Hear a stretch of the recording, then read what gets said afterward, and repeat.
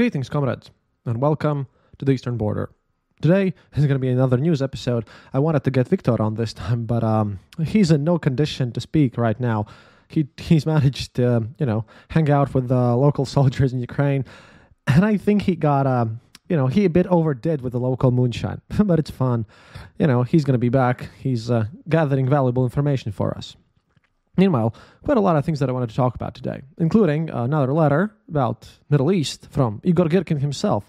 He's still in prison, going to stay there until the 18th of December, at the very least, till my name's day, by the way.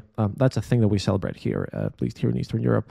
But I want to talk about all the things that have happened, both in Avdiivka and in Berdyansk. First of all, I want to get to Berdyansk, and that includes ATACMS missiles.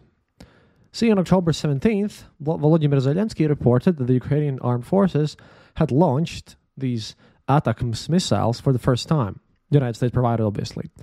He said that, quote, our agreements with President Biden are being implemented, and they're being implemented very accurately. The ATACMS have proven themselves.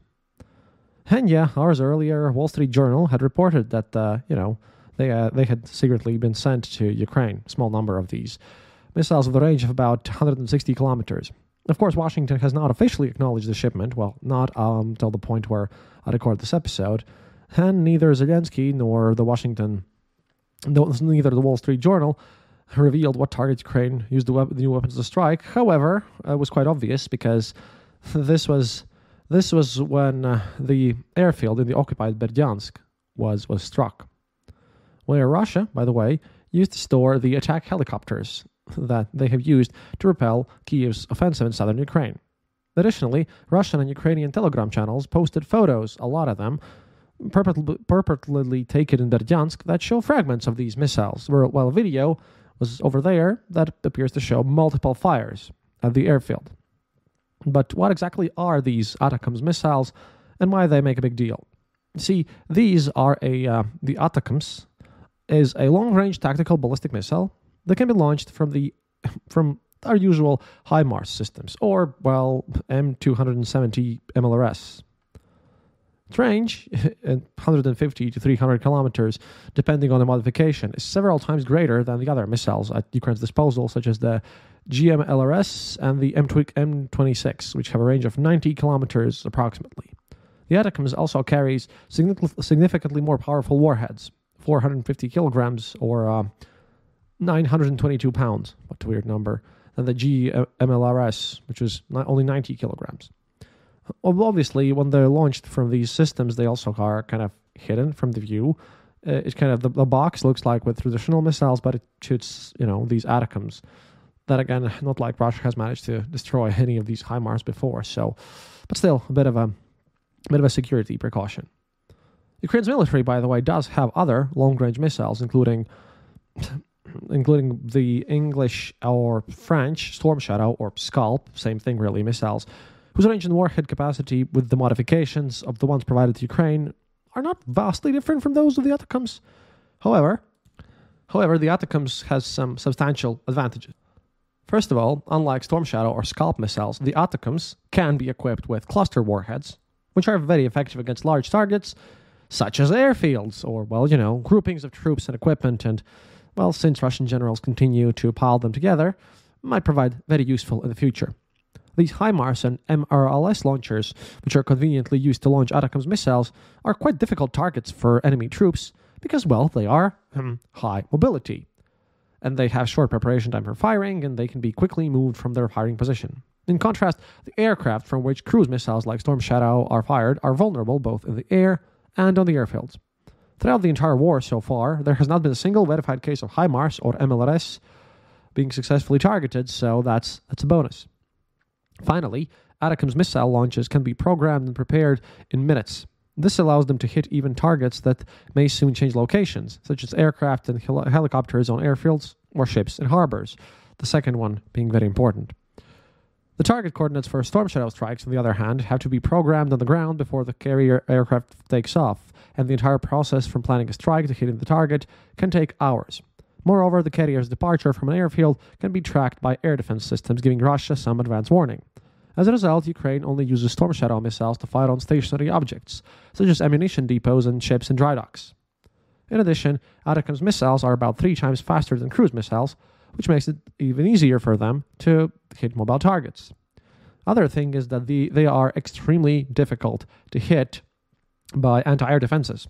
ATACMS are extremely safe against such precautions, as they fly with weird trajectories. And now we come to the interesting part of this whole thing, because a lot of these Z channels, they have been like paranoid about everything, and not just them, including, by the way, Mr. Solovyov himself, the chief propagandist. Solovyov, by the way, he went on a whole tirade about this situation. He went into panic mode about ATACMS, just as many other Z guys do.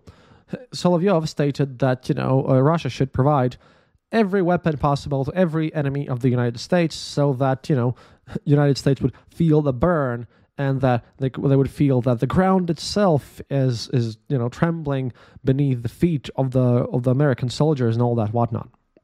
He, by the way, which was recently posted, in 2004, managed to state that quote in his official site, no less, that if there's going to be a war in Israel, I will go there immediately. He posted about this because, he used to be called a Russian Zionist and a Jewish patriot back then. Well, now he's kind of happy about Israel burning. Then he kind of shifted away, but, he has no morals anyways. At any rate, he was yelling about all this situation. And this ATACMS strike has taken Russia by surprise. By a huge surprise, really, because a lot of them, all these channels like Fighter Bomber, which is the most important Telegram channel when it comes to, airplanes and aerial military activities. Yeah, he's been doing crazy things about this. He's been in a panic mode, and everyone's angry. Apparently, there are huge losses, including equipment and manpower. And, they are all very confused that nothing is being done. At the same time, Russia is now sort of doing a minor counteroffensive near Avdiivka as well, which is going horribly wrong. Horribly wrong. Russia is still doing all their meat assault offensives and losing insane amount of men. That is, like we spoke last time when Viktor was here, that's good for Ukraine. However, in Ukraine, those soldiers, it's hard for them to participate in combat, really, which is pretty sad. But at least Russia is trying to pull off some victory. Vladimir Putin is, as per usual, utterly and 100% not informed about anything. And he's just, mocking the fact that Ukraine is obviously losing if they need more equipment delivered to them. Well, of course, Ukraine needs more weaponry delivered to them, and that is kind of, weird. To be honest, I think that if the Western powers would have just delivered all the necessary equipment and arms and weapons to Ukraine at the beginning of the war might as well be over at this point. But for now it isn't. And at least I'm happy that slowly, but with some meaningful results, the Western world is getting there with all the weapons deliveries that are necessary for Ukraine to beat back the Russian occupiers. And again, what kind of bothers me the most is the fact that every time one of these bigger Z channels, like this time, they have been punched in the head a couple of times since Girkin's imprisonment, and we'll get to Girkin, don't worry about that. Since Girkin's imprisonment, they've been smacked on the head and said, no, you can't do this. You can't really just say something bad about our president or Shoigu or something like that. They don't want to repeat what happened with Prigozhin. However, there are cases where this goes over the line, where they have to yell about something, about how there's incompetence and how there's damage being done.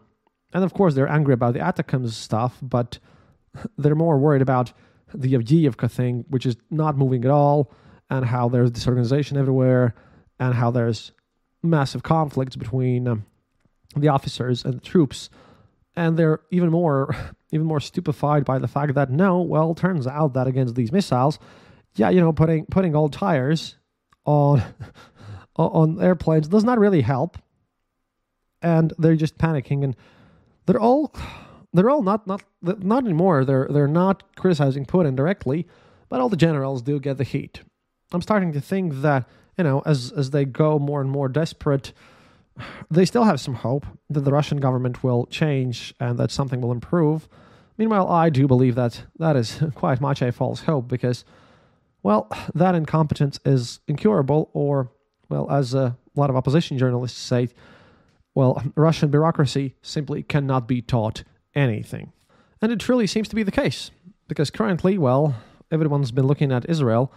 However, we have fun stuff. And meanwhile, in Russia segment, before we get to Igor Girkin, see, Vladimir Putin, to kind of describe the whole situation that their leadership is in and everything, Vladimir Putin decided to visit the city of Perm. And in connection with his visit, Perm residents had their garages welded shut. This plopped up, I think, yesterday, where Perm residents found out that they could not get into their own garages. The doors were welded shut, and there were like paper slips attached to them for security reasons, and apparently it was not recommended to open them throughout the whole Russia, a sporting power, forum where Putin flew in. According to the Pro-Perm channel, there are a lot of police patrols in the city center, traffic jams and road closures, and, well, there are people who have spotted soldiers with man-pads even everywhere. Which is a bit crazy if you think about it, because Perm is up there in the north, and, well, they are just very much worried about their whole situation. But before we go to Girkin, I'd like to, well, remind you that we have a Patreon. Very thankful to all of our Patreon supporters. That's you're helping a lot. Our Patreon is patreon.com/theeasternborder. You can become our patron there. Please do. Please consider if you can. Or also, if you can't really, afford a monthly subscription or something to, by the way, get all of our shows without ads, then you can go to theeasternborder.lv and, listen to the show there. And also, I'd be very happy if some of you click the donate button, which would be extremely nice. We also have a Discord channel, which is very active, and I'm actively working on making it better. We're going to be watching more movies soon with our patrons. I think it's going to be the second part of the national peculiarities, this time the peculiarities of the national fishing, which is going to be great. But all that monetization aside, since I really hate doing monetization, Igor Girkin, who's again sitting in prison until the 18th of December, decided to analyze the situation in the Middle East. So, obviously, to keep up with our tradition, I ought to bring you, well, whatever Igor Girkin has decided to do this time. So, here is what he wrote about analyzing the situation in the Middle East with reference to Russian realities. He also notes that he's being forced to be brief. Point 1. General assessment of the current situation. The conflict cannot be resolved through negotiations for two main reasons. Israel cannot swallow the consequences of the attack, as it will be seen both outside and inside, including in Israel itself and in the Palestinian Authority, as a critical weakness. This will lead to a soon repetition of the attack at a higher level. And this is already fraught not even with losses, but with a threat to the existence of the state itself. The second reason, closely related to the first one, is that the Israeli public will not accept any reconciliatory steps until it considers itself sufficiently avenged. Any government will literally be swept away if it even promises something like this. The result, minimally acceptable to the Israeli public, can only be complete control over Gaza by direct military occupation, which is impossible without a long and very bloody ground operation involving large, tens of thousands of soldiers, contingents of ground forces.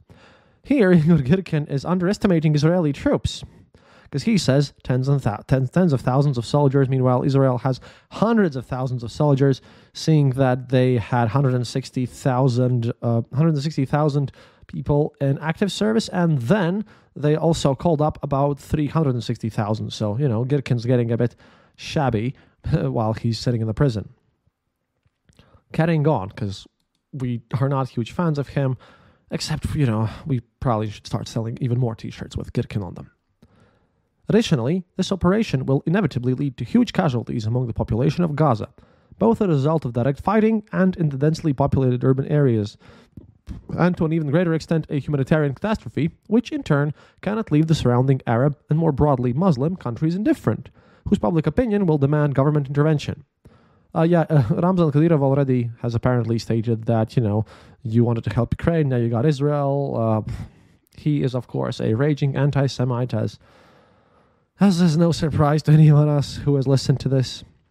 That, again, carrying on. In other words, once started, the conflict cannot fade away due to a multitude of closely intertwined objective and subjective factors. It will almost inevitably expand. The initiators of the attack, whoever they were, probably understood and realized this perfectly well now. It is the large-scale conflict that is, quote-unquote, ordered, as Girkin writes here, and initiated.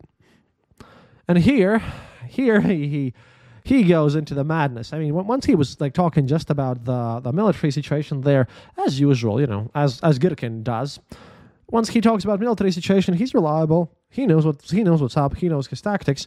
But then he decides to delve his little idiotic head into the world of global politics. So prepare for some extremely cringe level statements in the following. This is going to be, wow, awful. Getting on. I believe that the initiators of the conflict are outside the region and probably not directly connected with any state authorities of the countries that will be involved in it. Objectively, a major war in the Middle East is beneficial to the globalist structures based in the United States, as it will continue the cause of the Arab Spring, bringing various unaffected states out of stability and plunging them into chaos, as well as restoring a high level of tension in those regions where, after the last crisis, there was a relative calm and economic and social recovery began. In addition, the war will inevitably deal the heaviest, however not fatal, blow to the European Union, provoking both large-scale internal conflicts, I just don't know where exactly, and new waves of migration from the war-torn region. That could possibly be true, though. And getting on. The New World, primarily the United States and its globalist financial elites, which expect to remain an island of stability in the conditions of the shrinking of the golden billion, stands to gain. To what extent this will be possible is another question. And then he notes, I have serious doubts about it. In any case, the process of reformatting the world system has already started, and it's unlikely to be stopped. I, of course, don't believe him, because that's full conspiracy theory, but then he at least goes back to some sort of evolution of the conflict and goes back to military terms here, which he deems point 2. Scenario of conflict unfolding by stages. 1. Invasion of Gaza by Israeli ground forces that leads to humanitarian catastrophe, that leads to wave of indignation in all surrounding Arab countries, fraught with destabilization of the situation and the choice of governments of a number of states between two options of catastrophe. A. Entry into external war in one way or another, or B. Civil war within themselves. Probable candidates here are Syria, Jordan, and Egypt. 2. Entry into armed conflict by Hezbollah from the territory of Lebanon, possibly also the beginning and or resumption of civil war in Lebanon itself. Resumption of civil war in Syria, whose authorities at this stage will try to avoid participation in the conflict. 3. Israeli retaliatory strikes on Hezbollah in Lebanon and Syria, drawing Syria into the war on the fact of these strikes, growing military confrontation between the United States and Iran on the territory of Syria and Iraq, likely to culminate in an exchange of strikes between Israel and Iran. 4. Exchange of blows between the United States and Iran, the full rolling into war of the entire region, Turkish intervention in Syria, possible military clashes between Turkey and Iran in Transcaucasia. 5. Formation of a coalition led by the United States against Iraq. I think he means Iran here, but, he wrote Iraq, but I truly think that that's just he's sitting in prison and not being very lucid, so I presume he meant Iran, but as he wrote Iraq, I should probably write, because in the very next sentence he writes, Israel's nuclear strike against Iran is not excluded. I highly doubt that there's going to be nukes involved, but, this is Girkin, and we all know how crazy that man can get. 6. Expansion of the war beyond the Middle East region. The realization of stages 1 to 3 seems almost inevitable. Stages 4 to 6, their probability depends to a greater extent on the readiness of the United States to directly enter a military conflict with unpredictable global consequences. We are talking about the readiness of the United States elites to consolidately enter into extremely risky strategy of retaining the United States military, political, and economic leadership under the slogan, if now, then never again. Here, however, he kind of forgets that Russia is in a very much worse situation, which is pretty horrendous on its own, to be honest. But again, drawing our attention to, the Ukrainian war, he writes, quote, Meanwhile, for Russia, avoiding participation in the conflict is absolutely necessary, even though sacrifices and losses of previously occupied prestigious, although completely useless and even harmful from the point of view of national interests, positions. This is the only way to avoid internal conflict and hope to win the war in Ukraine. Any participation in the conflict at any stage, at any point where it will unfold, is fraught not only with our local defeat, but also with a real world war, in which the chances of simply surviving are absent from the word go. In conclusion, we can state that breaking the seals that keep the Middle East from catastrophe is not beneficial to any major nation state of the old world, and especially to the Russia-China-Iran coalition. Objectively, it is extremely dangerous even for the United States and simply murderous for the EU, since the chances of losing in it are extremely high and the possibility of gaining something is very minimal. Hence the involuntary appeal to the eschatological background of events and suspicions of a conspiracy reason for the launch of the long-standing tangle of conflicts. And yes, I don't believe in the failure of the intelligence agencies, Israel, USA, at all. In my personal opinion, we're looking at a carefully planned and executed provocation involving, among others, very influential structures both in Israel and far beyond its borders. Now to analyze this just a bit. Not going to give it too much, but just a slight analysis here.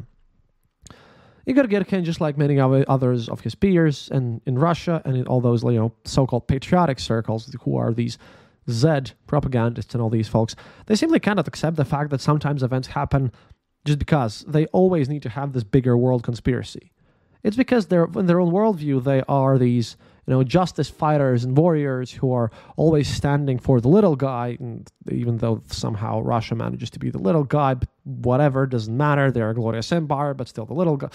Look, it doesn't make sense, and I'm not going to even pretend it does.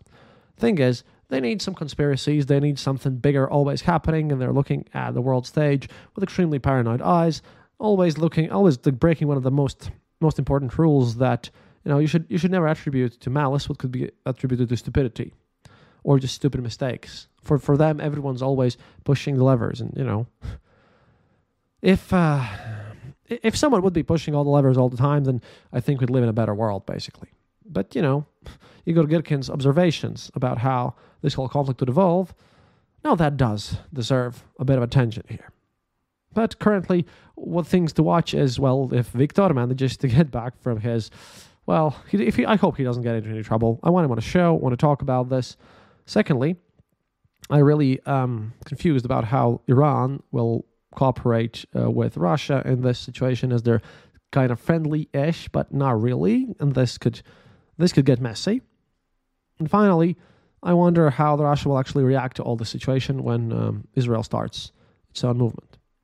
By the way, Russia is just, again, Mr. Putin is now, he now decided to blame in this forum, because of which, as I was recording, I found out that because of which the garages were welded shut. Turns out that he has now condemned the anti-doping agency and again, calling for yet again more world conspiracies. Because it's always some sort of world conspiracy, instead of taking some responsibility and, admitting your own mistakes.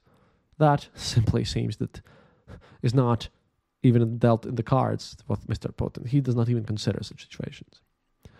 We live in interesting times, comrades. It's a bit of a mess everywhere, basically. And that's it for today.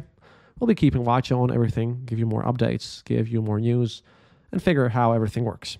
До свидания, товарищи. And as always, remember, happiness is mandatory.